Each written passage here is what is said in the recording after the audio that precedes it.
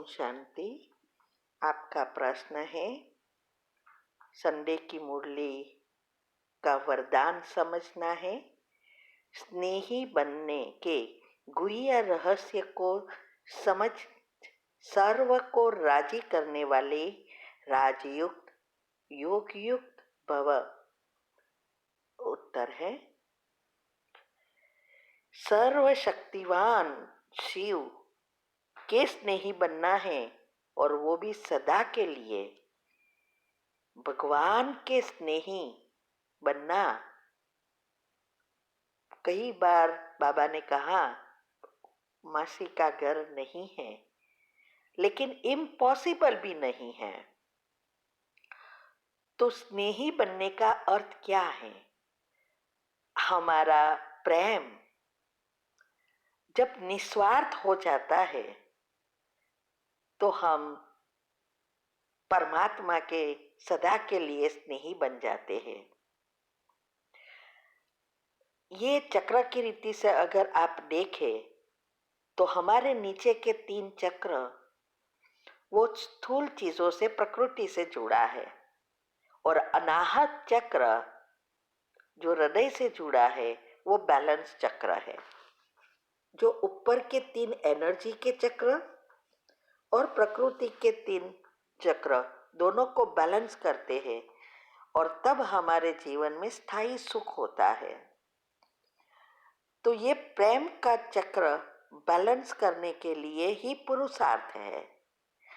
जितना ये चक्र बैलेंस होगा उतना हमारी सुषुम्ना नाड़ी एक्टिव होगी, हमारा कनेक्शन परमात्मा से नेचुरल हो जाएगा। इसीलिए इसकी विधि बहुत इजी बताई है। दुनिया में तो कितनी मेहनत करते हैं, फिर भी किसी के भी चक्र नहीं खुलते। ये 33 करोड़ आत्माएं ही पुरुषार्थ करते करते करते सहस्त्र चक्र तक पहुंचने वाली आत्मा बहुत कम है। इसीलिए ये पुरुषार्थ ही है। पहले तो हमें राजयुक्त बनना है। राजयुक्त बनने के लिए हमें सारे राजों को जानना है। अगर हम राजों को जान लेते हैं, समझ लेते हैं, तो हमारा निश्चय, हमारा नशा बढ़ जाता है, और इससे हमारे न्यूरॉन भी खुश और हेल्दी हो जाते हैं। साइंटिफिक रीति से भी देखो तो सारा आधार न्यूरॉन पर है, और जितना वो खुश, हेल्दी और शक्तिशाली, इतने हमारे सारे बायोकेमिकल्स अच्छी रीति उत्पन्न होंगे। तो राजयुक्त बनना अर्थात मुरली के एक एक पॉइंट को समझकर उसमें से गहराई में जाना, और यही पहली स्टेज योग की अवस्था जो 4 है उसमें पहली अवस्था महत्व की है। यही ये राजयुक्त, योगयुक्त और युक्ति युक्त बनाती है। तो ये पहली अवस्था की विधि भी हमने बताई है, और ये 4 अवस्था में कैसे जाए वो भी बताया है, क्या है वो भी बताया है। तीव्र पुरुषार्थ ग्रुप में भी आता है ये टॉपिक, और साथ साथ यूट्यूब पर भी रखा है। चैनल का नाम है शिव शक्ति मेडिटेशन बीके कुसुम। फिर सब्सक्राइब करेंगे, प्लेलिस्ट में जाएंगे, आपको ये योग के टॉपिक में मिलेगा। साथ साथ बहुत सारे राज है। आपका 50 to 80% काम तो हमने कर दिया है।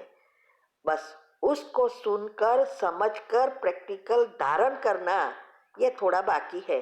मक्खन तैयार है, उबालना बाकी है। तो अगर कोई उबालना उसको आ जाए तो घी निकालना मुश्किल नहीं है। यही है राजयुक्त बनने की युक्ति। तो योग युक्त नेचुरल हो जाते हैं, क्योंकि हमारा कनेक्शन परमात्मा से नेचुरल हो जाता है जब हमारा अनाहत चक्र खुलता है।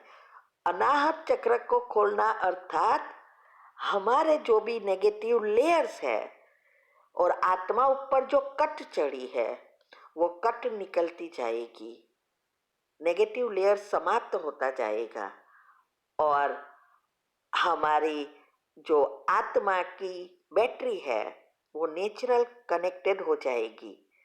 परमात्मा मैग्नेट की तरह है, वो आपको खींचेगा। जैसे सुई पर या लोखंड पर कट चढ़ा है तो मैग्नेट खींच नहीं सकता, लेकिन जैसे ही हमने घिसना शुरू किया मैग्नेट दूर से ही खींचता है।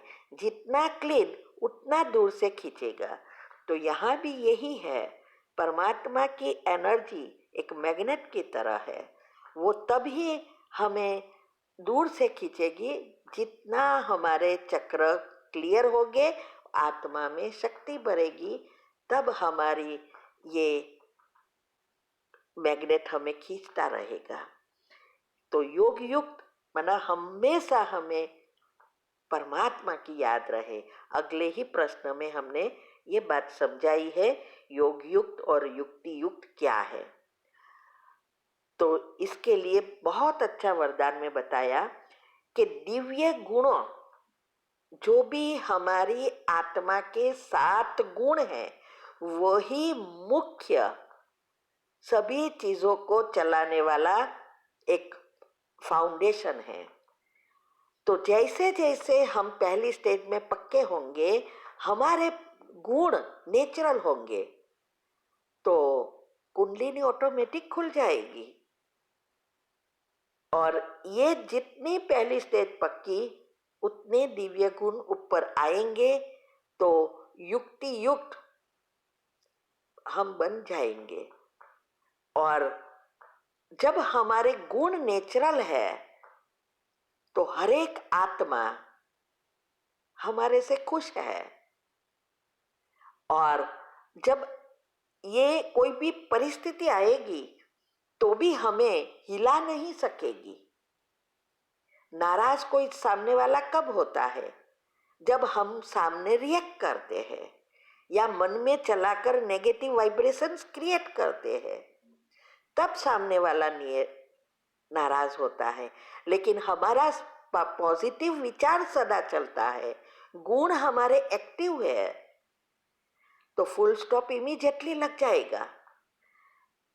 तो इसीलिए जब हम भगवान से कनेक्टेड है तो हम सदा भगवान के स्नेही हैं, गुण नेचुरल है एक्टिव, तो सबके स्नेही बन ही जाते हैं। क्योंकि अनाहत चक्र को बैलेंस करना अर्थात हमारे जो गुण हैं उसको एक्टिव करना, बैलेंस करने का अर्थ ही यह है। तो 7 गुण हमारे बैलेंस हो जाएंगे। तो इसीलिए न कोई हमसे नाराज होगा, ना हमें कोई नाराज कर सकेगा। इसके लिए ऐसा भी है, कभी कभी नाराज इसीलिए होते हैं उसके खुद के विचारधारा से, उससे हमें कोई लेन देन नहीं है। लेकिन हम जैसी जैसी हमारी अवस्था बनेगी तो वो आत्माएं भी हर बात में सहयोगी बन जाएगी। तो अनाहत चक्र खोलने का अर्थ ही यह है, वसुदेव कुटुंब, माना मेरा परिवार अकेला ही मेरा नहीं है, सारे विश्व की आत्माएं मेरा परिवार है, सदा सबके लिए समान, ये अवस्था हो जाती है। ये बहुत बहुत ऊंची अवस्था है। जितनी आप विधि अपनाएंगे उतनी सिद्धि प्राप्त होगी। ठीक है, ओम शांति। आपका प्रश्न है, अगर कोई सेवा बताई हो और हम व्यस्त हैं, जो हम पूरा नहीं कर सकते, चाहते भी है करना लेकिन मैनेज नहीं कर पा रहे हैं, तो मना कर दे इस सेवा के लिए तो क्या पाप लगता है? उत्तर है, देखो हमें किसको फॉलो करना है? ब्रह्मा बाबा और मम्मा।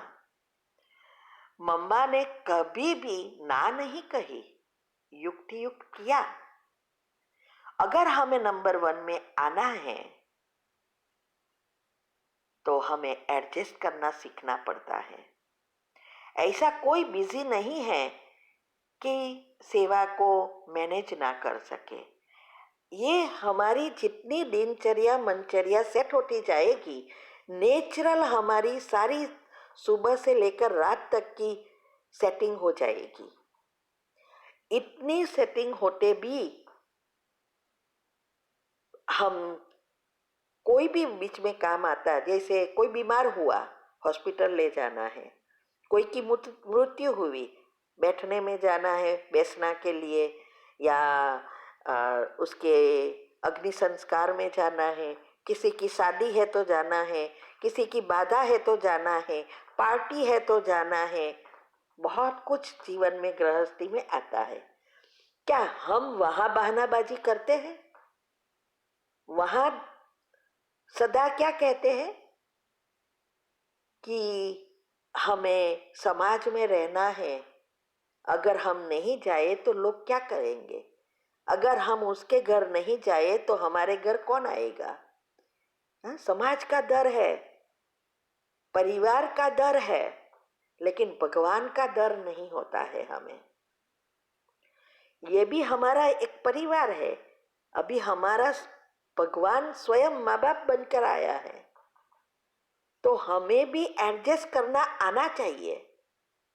अनलेस कि हमें रियली नहीं कर सकते तो बात अलग है। तो ये तो एक बहानाबाजी हुई, मैनेज ना हो ये हो ही नहीं सकता। हम भले बहन को या सेवा देने वाले को बहानाबाजी करेंगे, लेकिन भगवान से कौन छुपा रह सकता है? कोई नहीं। वो तो कर्म के हिसाब से सब कुछ ऑटोमेटिक प्लस माइनस होता ही जाएगा। तो ये आपके ऊपर है कि किस सेवा के लिए ना कह रहे हो। क्या ये रियल में मैनेज हो सके हम नहीं है इसीलिए ना कह रहे हो? उसके हिसाब से पाप और पुण्य बनता है। तो ये आपको ही चेक करना पड़ेगा कौन सी सिचुएशन है और कैसे हैंडल करना है। ठीक है? ओम शांति। आपका प्रश्न है, श्री कृष्ण और श्री राधे की आत्मा ही श्री राम और श्री सीता त्रेता युग में बनते हैं? उत्तर है हाँ, हमारा मंथन अनुसार 20 जन्म सतयुग और त्रेता और अभी 21वां जन्म ब्रह्मा सरस्वती के रूप में ये दो आत्मा हम में साथ है। तो और हर युग में ब्रह्मा बाबा ही नंबर 1 है।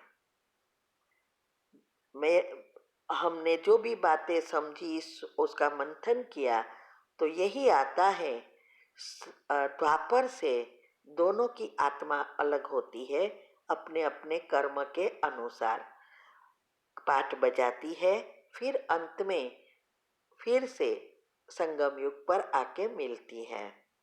और इसकी ही यादगार मेरे मंथन अनुसार पावागढ़ में अम्बा माँ की कहानी है।